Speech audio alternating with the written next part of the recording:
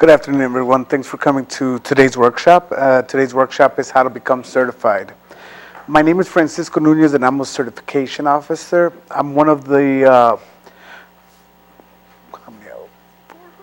6 in-house certification officers that review all applications coming in for certification as a minority-owned, woman-owned business enterprise, or business enterprise owned and or operated by a person with disability, disadvantaged business enterprise, and airport concession business enterprise.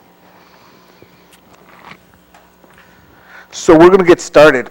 Okay, so just a department overview, who we are and what we do. We're the Department of Procurement Services. We are the contracting authority for the procurement of goods and services for the city of Chicago. We work together as a team and with our customers to guarantee an open, fair, and timely process by establishing, communicating and enforcing superior business practices.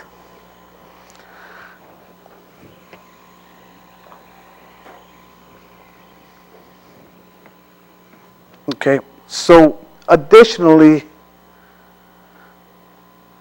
I'm sorry, excuse me, give me 1 second. I'm having trouble here. Okay, so we're just going to continue, okay? So additionally, what we do is DPS is committed to providing information, resources, and tools to assist you in your efforts to compete for the City of Chicago contracting opportunities.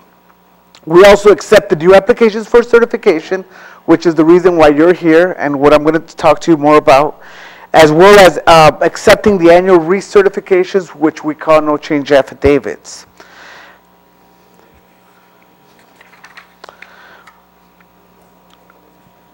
We also contract compliance with negotiated contractual MWDBE participation goals.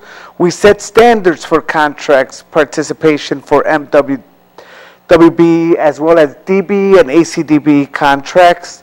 We assist vendors throughout our website, which is www.cityofchicago.org/procurement and chicago.mwdbe.com.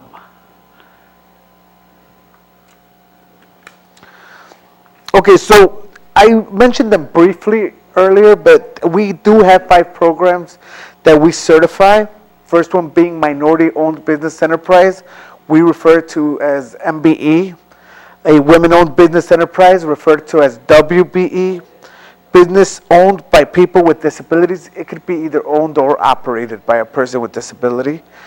It's called our BEPD program. DBE, which is disadvantaged business enterprise, and ACDBE, airport concession disadvantaged business enterprise. Now, the last 2 that I mentioned, DBE and ACDBE, those are regulated by federal regulations. The FAA governs the ACDBE program, and the U.S. Department of Transportation does the DBE program. But both of them are very similar. There's just some additional requirements for ACDBE. So the benefits of being certified. It provides visibility. Once certified, your firm is going to be listed in a directory which is accessible to the general public. There are minority, women, and disadvantaged person goals on City of Chicago projects, as well as projects offered by sister agencies in which a City of Chicago certification is recognized by these agencies and private firms. So what this means pretty much is anytime there is a contract coming up, the City of Chicago wants to ensure that there is participation by minority and women-owned businesses. So they develop these goals, and they're specific to the contract. We try to do our best to include on all of them, but there are times where maybe there will not be participation goals. But the city is very takes this very serious and ensuring that everyone is able to participate in our contracts. Okay. Then The City of Chicago has a target market program which provides exclusive bidding to certified minority and women-owned businesses to take 100% of the pie because there are no subcontractor goals associated with these projects. So there are times where the city will present a contract out for bid that requires the person applying or bidding to be certified, and there's no competition with non-certified firms. So that's one of the good bigger benefits of being certified is as well. Okay, who qualifies for these certifications? Qualifying groups are African American, Hispanic, Asian, Native American, women, persons with disability, and other individuals who can prove social and economic disadvantage. So just because you don't fall under these categories per se at first glance, if you feel that you are socially or economically disadvantaged, you can submit what's called an affidavit of disadvantage, and then that would go through a board that will decide whether you qualify for certification or not. The burden to qualify for this exception falls on the applicant, and they have to demonstrate without a doubt that they indeed have been victims of social and economic hardships throughout their life. Now, do you qualify? Besides the basic requirements of ethnicity or gender, we have other basic qualifiers. One of them is whether you're a local business or not. So your principal place of business and the majority of your full-time workforce should be located in what we call our six-county region. The six-county region consists of Cook, DuPage, Kane, Lake, and McHenry counties. DBE and ACDBE, like I mentioned before, are regulated by federal regulation. So in order to apply with the state of Illinois for these certifications, you just have to be within the entire state, doesn't matter where. But for our local programs, we have to keep it within our six-county region.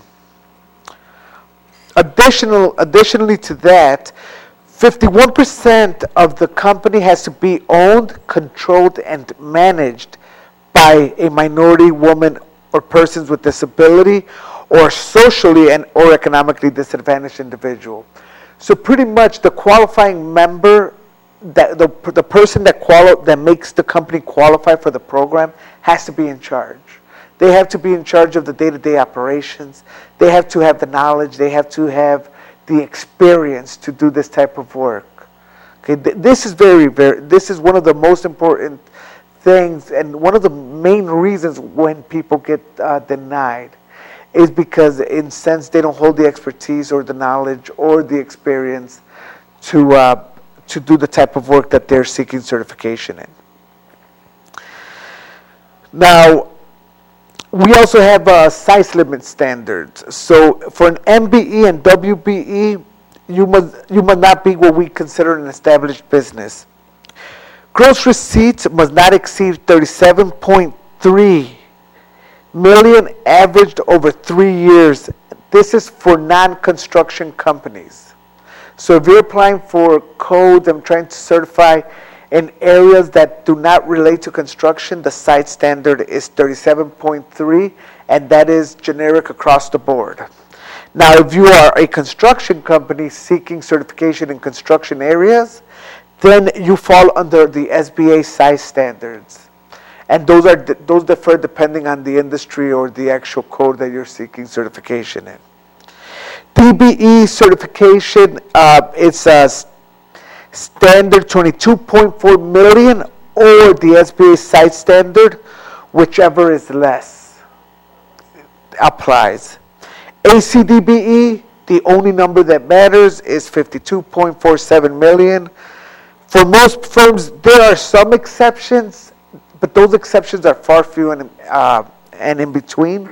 And at this point, it's not. We're not going to talk about it. It's just very rare that you fall under those exceptions. Okay. the application process. So one of the main questions that we always get is, how long is it going to take me to get certified? I have somebody waiting. Somebody wants to use me on a contract. And my answer is always, we have to go through the application like we do with everyone else. Okay? We try to do our best to get it out as soon as possible, but we cannot guarantee that it's going to happen at a certain amount of time. Every application is unique in its own way, and there are different issues that may arise with some applications that don't with others. Okay, so it's important that when you do submit your application, you submit it complete. Because one of the biggest holdups is when we are waiting for information. Okay? So you're going to submit, I'm sorry, we have to correct this PowerPoint, but it says hard copy here, but we no longer accept hard copies. So you have to submit an electronic application. And the electronic application is located at chicago.mwdbe.com. Disregard the www, it is chicago.mwdbe.com. There is a $250 fee that applies for minority-owned and women-owned business enterprises. DBE, ACDBE, and BEPD are free of charge. There is no charge. Now, if you're applying for both an MBE and a WBE, it is only one fee of $250 as well. Please, again, I can't stress this enough, submit all supporting documentation. If you have any questions, always contact us. So the kind of things that we're going to need from you, we're going to need your contact information, type of certification that you are seeking. It's important that you let me know what type of certification you're seeking, because a lot of times people will just click on everything and delay the process because possibly you don't qualify for one. So the other day, for instance, I had an application that wanted to apply for minority and women-owned, but the applicant only qualified for woman-owned business. So I called them, and before I accepted the application, I explained to them, and then they sent me a letter saying, I want to withdraw my application for minority-owned business. I clicked on it by accident. Okay? So then, if you are going to apply for a BEPD, which is the Business Enterprise for People with Disabilities, you have to also submit what's called a Schedule G. We're not going to go into detail too much on the Schedule G, but if you have any questions about it, please feel free to contact us. Now, we're going to require ownership information, all your employee information, facility information, and any licenses, especially if you are in an industry that requires special licensing. It's one of the sometimes it's something that holds us back the most, especially if a business is doing business without the actual correct licensing. Okay, so we briefly touched on this. Experience. We need resumes, professional association, listing of equipment, leases. Proving that you have the experience to do the job is one of the most difficult things to do. But these are some of the items that we use to really analyze your expertise in the field or your experience in general in the past.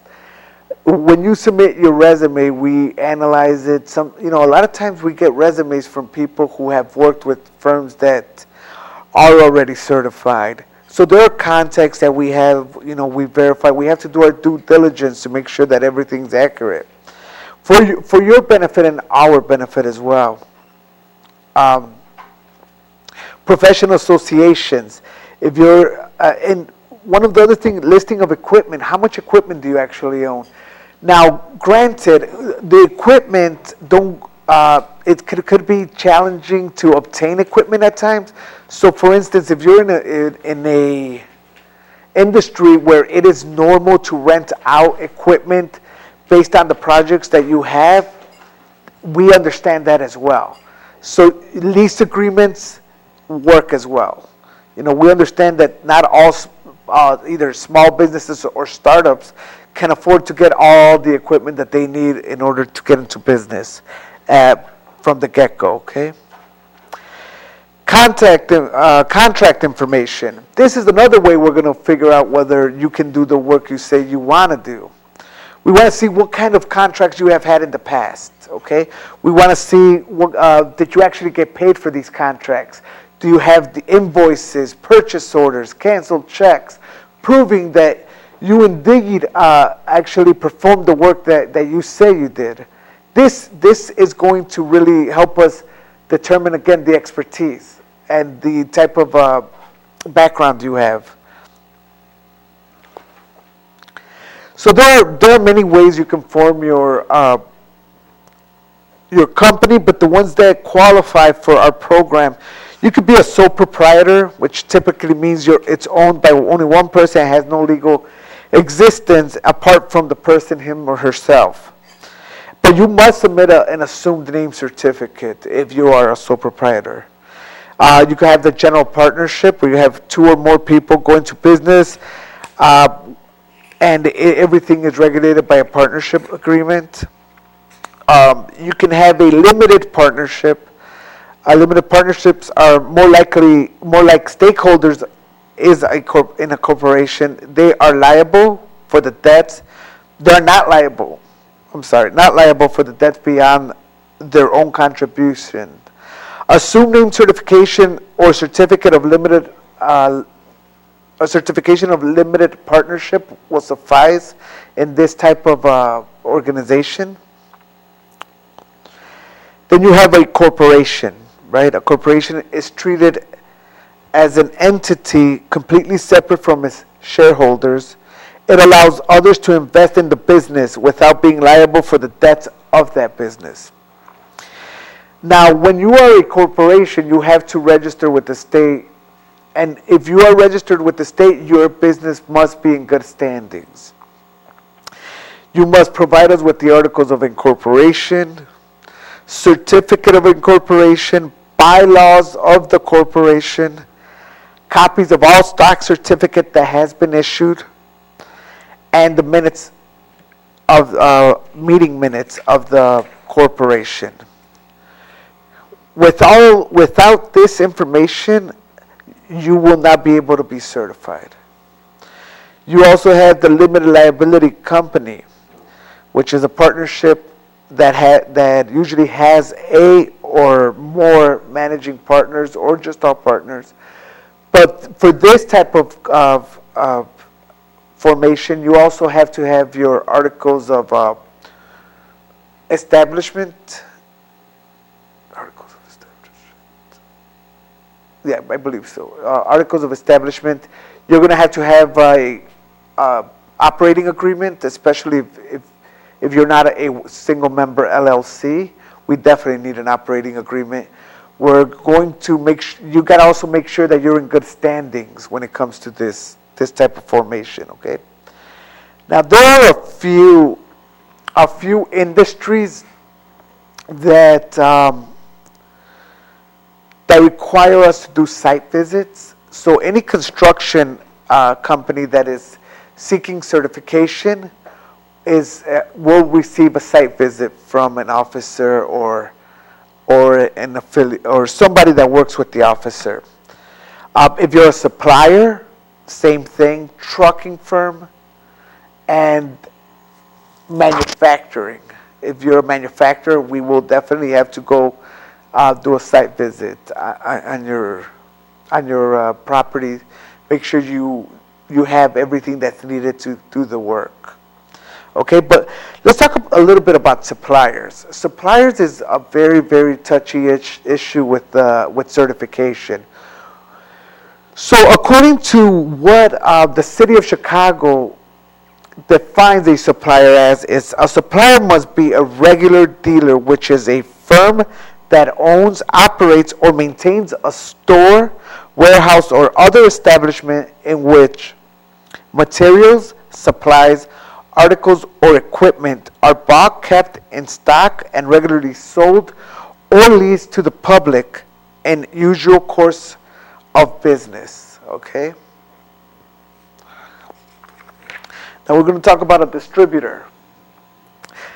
Distributor can also be certified through the City of Chicago. That's not a problem. But these are firms operating as a distributor are identified as having a direct relationship with a manufacturer to distribute its goods and products within a specified territory or region. The goods and or products are not available or sold to the general public. And then we have what are brokers.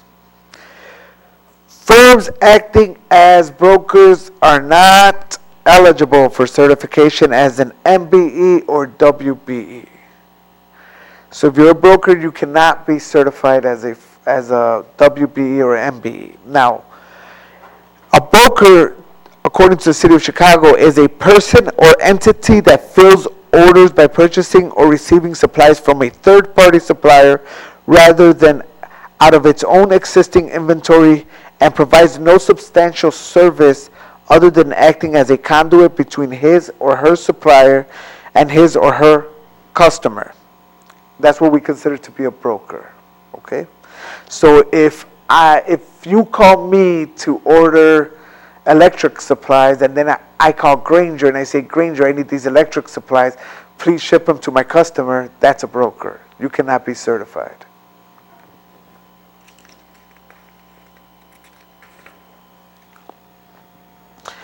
Okay, so we go back to the question that everybody wants to know. What happens after the applications are submitted? And we briefly touched on this.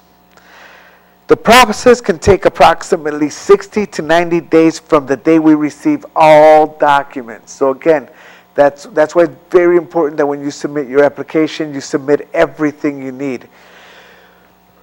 If we receive an application that does not have all of the documents, we will send you what's called a request for information. The request for information will be very specific on all the documents that we require from you. The request for information will have the contact information for the officer who is sending it to you. Therefore, if you have any questions regarding that request, you should contact the certifying officer assigned to your file as soon as possible. The sooner you get this information back to us, the quicker we can finish reviewing and doing our due diligence to either approve or deny your application. Your application is checked to make sure we do have all documents. So we have an intake department that will do a screening of major documents, but they don't go into detail like an officer does. So they will make sure that the most important basic information like tax returns for the company and the owner, contracts are in there, but they don't do a thorough review like an officer will. Once the officer gets it, the officer will thoroughly review and audit all of the documents you submitted. Like I said before, some industries you will receive a site visit. Now the site visit, obviously the officer in charge or the person conducting the site visit will give you a call to make sure that the time works for both of you guys. And then if approved, your certification will be valid for 5 years. Okay, now the 5 years, it's a little misleading. After you get certified, the first 4 years you will have to submit what we call no change affidavits. During your time that you submit a no change affidavit, you will have the opportunity to let us know if there has been any major changes in your company that may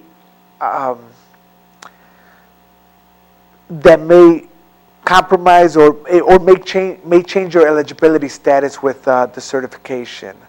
Okay, so be sure to also report any material changes to the city within a reasonable amount of time of it happening. So, for example, if you're not due to submit a no change affidavit for another 7 months, but you have a new CEO at the company, you still have that. You still have to report that material change within a reasonable amount of time, which is usually about 30 days. Okay, now we're going to go to something different. Now this slide, we have what we call an outside certification. An outside certification it's a shortened certification that requires an applicant to give us less information than normally requested by the city. And the reason why we do that is because in order to qualify to do an outside application, you have to be certified with either the Women's Business Development Center or the Chicago Minority Supplier Development Council.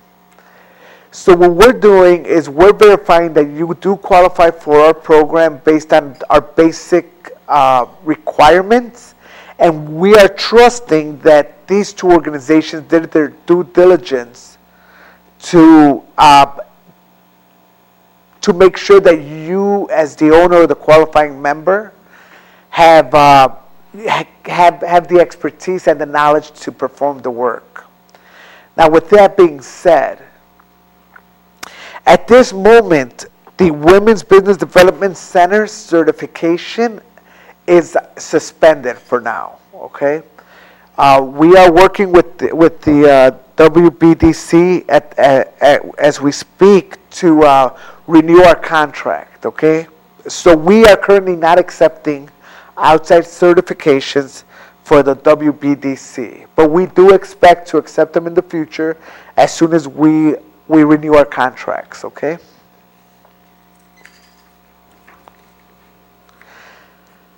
Okay, so now we're maintaining your application. So we'll talk again more about the no change affidavit. You must notify the Certification and Compliance Division regarding organizational changes, business name changes, and ownership changes within, it says here 10 business days of the change. But we understand that when there's major changes, there's a lot going on. And sometimes it's the last thing we're thinking of, oh, we have to notify the city. But again, it has to be a reasonable amount of time, okay? All vendors must recertify after 5 years. What does this mean? This means that every 5th year, you will have to submit what we call a recertification application. The recertification application will ask for a lot of the same documents that you submitted when you first applied. But we've recently made some changes to improve that process and took out a lot of documents we no longer need to see. Okay, to make it easier and more convenient for you guys, because we understand that business owners have a lot on their plate, and we try to make it as simple as possible. So now let's talk about a situation where you become certified in specific areas, and five months down the road, you're like, oh my God, I should have seek certification in this area as well because I have the expertise.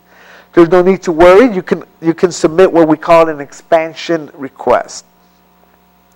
So what an expansion request is, you're pretty much sending us a letter letting us know that you would like to seek expansion in the following areas. Along with with that letter that specifically tells us what areas you are seeking expansion in, you will supply us with required licenses, insurance, your resume again, any type of contracts you have that may outline that you can actually perform this type of work, canceled checks, lease agreements, equipment, whatever is necessary to prove again that you can do the work for these new codes. That will be reviewed, and then you should receive a letter approving or denying within a reasonable amount of time. Now, earlier we discussed that we had sister agencies that also seek certification with the City of Chicago. Those sister agencies that do their own procurement, that accept our certification are Chicago Public Schools, Cook County, Chicago Park District, Public Building Commission, Chicago Housing Authority, Chicago Transit Authority, City Colleges, Metropolitan Pier Exhibition Authority, Metropolitan Water Reclamation District. So all of these sister agencies do conduct their own procurement, but accept our certification. Now, the top 10 reasons applications are denied. Oh Lord, I'm having trouble pronouncing this. Unsubstantiated, thank you. Or questionable ownership control. So like I said before, it's very important that you're able to prove that you can do the type of work. I don't know how many times we have people that open up a construction company, and when they open up the construction company, their experience has been that they have been the secretary of a construction company for 10, 15 years. That doesn't necessarily mean you can do the work. You need to demonstrate you can do the work from start to finish. The question that I always ask everyone, and the rule that I follow is, if all of your employees quit and you cannot hire somebody for 2 weeks, would you be able to do the work? I understand that, at times the job maybe is just so big that you can't do it by yourself. But my main question is, do you understand every single aspect of what you're trying to do? If the question is yes, and you can prove it, then you've demonstrated that you have ownership and control, in my opinion. Now, unclear description of critical functions and who is responsible. So when with all the information that we are requesting from you, and when we conduct our site visits, we want to make sure and determine that you do understand the critical functions of the areas you're seeking certification and of your company in general. We want to make sure that the company can perform at a high level with your leadership. Company cannot substantiate where the startup funds can't come from. So if you start your own company, you should have record of how you started this. You should be able to prove that it was you yourself that started this company with your own money, and you did not need someone else to help you start it, okay? Outside secondary employment takes the majority of an MWB, EPD, DBE enterprise's time each day. So this is a hard one, right? It's what we call absentee management. If you have your own company and you have a separate job on the side, can you be certified? Well, it depends. What type of work are you doing?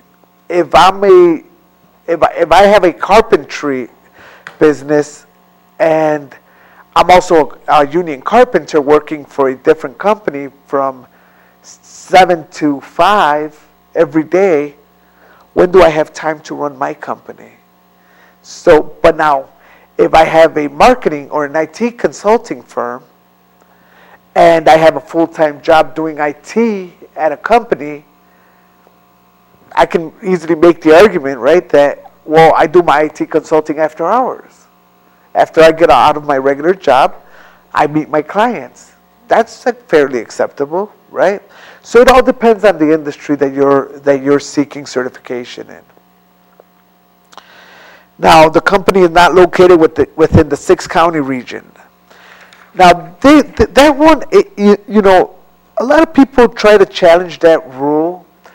So, for instance, we'll have a company in Tennessee, right? And they'll call us and like, oh, we want to apply for your MBE program.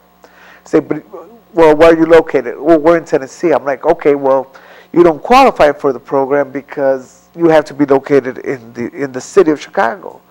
But then they could contend and say, true, but 75% of our full-time employees work in Chicago, and our main office is actually in Chicago. So do they qualify for certification? Yes, they do.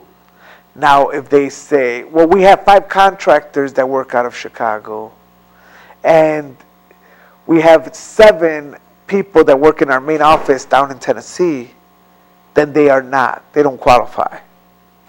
Okay? Okay. Point of contact did not respond to requests for information in a timely manner. So when we send you guys a request for information, we normally give you about 15 days, depending on the program, 15 or 20 days to respond to a request for information. If you do not respond to a request for information, we'll send you a second attempt. If you do not respond to that second attempt, we will deny you for not cooperating with the application process. Now, inconsistencies with the applicant firm name amongst various documents. Believe it or not, we get applications that they submit information that is 2 different companies.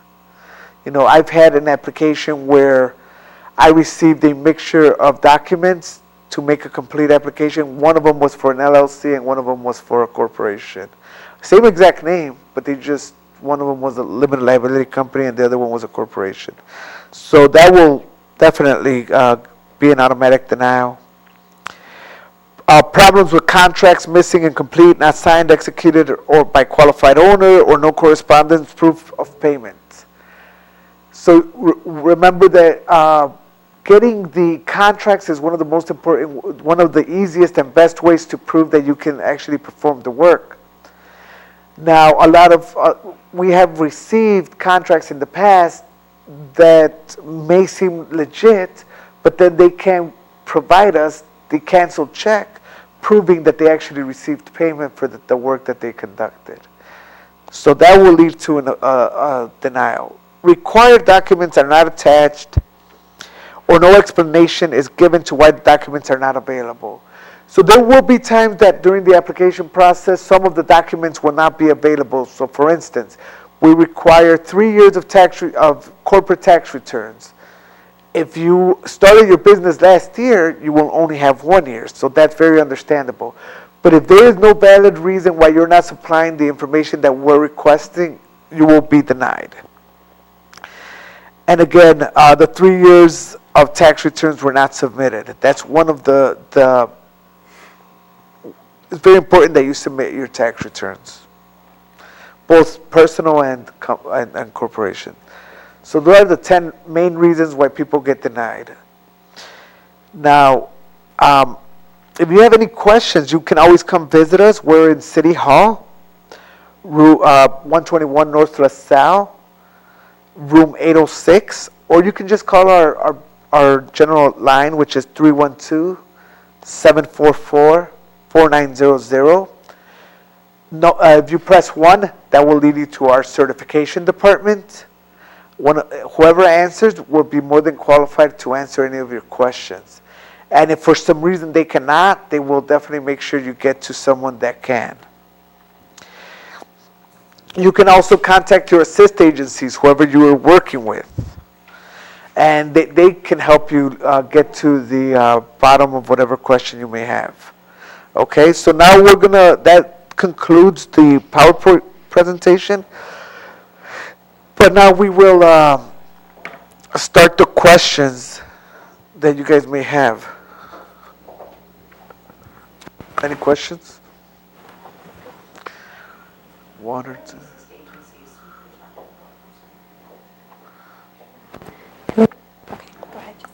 Hi, what are the assist agencies you were talking about? So the assist agencies, okay, so we're the Department of Procurement Services for the City of Chicago.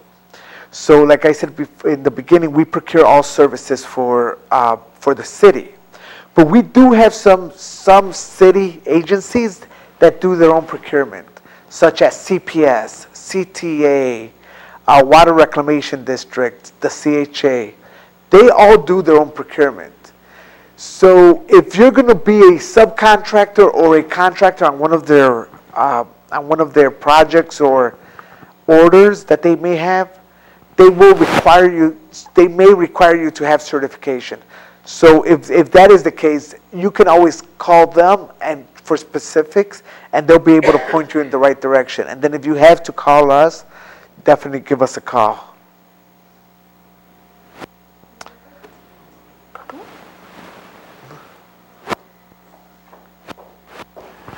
Do you have to be certified to be included on a bid that you're a subcontractor? Do you have to be certified to be included on a bid as a subcontractor? The answer to that is no. You do not have to be certified.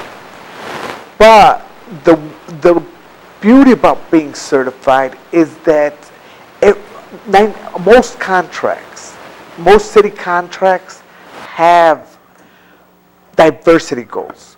So I'll give you an example. So on our construction contracts right now, they are at 26% for minority participation and at 6% for women participation. So let's just say, for example, there is a contract to repave all of Western Avenue from Blue Island all the way to Fullerton. And that contract is awarded to one of the large construction companies in the city of Chicago. Even though it's awarded to these large construction companies, they have to meet their diversity goals. By that, 26% of the amount of that contract has to be given or subcontracted to a minority-owned firm.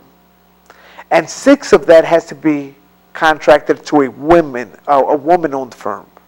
Okay? So this is, and the city is very serious about this. Our compliance team requires that these companies submit that information to us for payment. Okay, so that's why it is beneficial to be certified as a subcontractor. But at the end of the day, you do not have to be certified. It makes you more attractive to these larger firms because they need you just as much as you need them. Any other questions? All right, no more questions. With that, I will turn it back to Ms. Lara. Well, thank you for coming today. We appreciate you taking the time.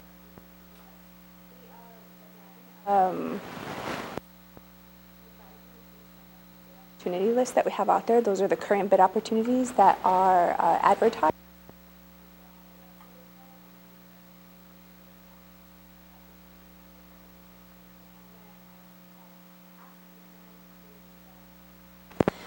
Evaluation.